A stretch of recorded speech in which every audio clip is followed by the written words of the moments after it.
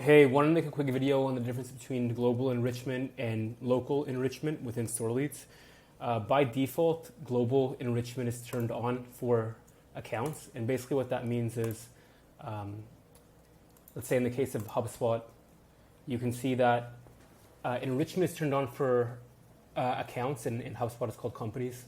And you have the option to turn it on as well for contacts. And the reason for that is because there are properties that are associated to just companies and properties that are associated to just contacts. And that is towards the bottom of the page, right around here. And so the way this works is automatically, because we're updating the entire database every Sunday, if you had certain properties in your HubSpot that were mapped here, then they would be automatically enriched. We would do a fuzzy match to look at the domain name, and if the match was close enough, we would assume that that account is the same as the lead that we have in store leads, and then we would automatically enrich the company and the contact if you had this turned on. And similarly, if one of your salespeople added a record to your HubSpot anytime during the week, then that record would automatically be enriched basically as soon as they add it. In the case of HubSpot, it happens almost instantly. In the case of Salesforce, it takes a little bit longer, but it's also very fast. And so that happens throughout the week, this enrichment process. But this is a global process that will look at all matches that are in your CRM.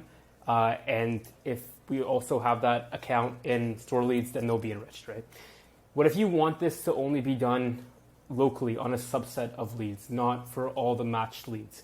That's when you would turn these off and then create something that we call local enrichment only using workflows.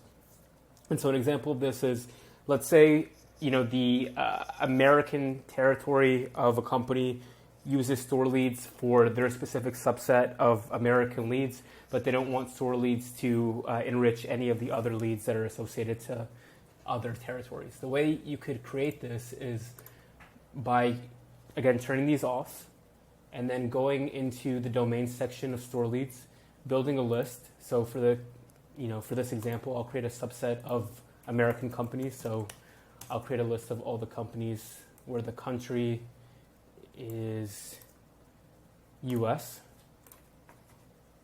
And I'll save this list as a dynamic list, and I'll call it American Leads.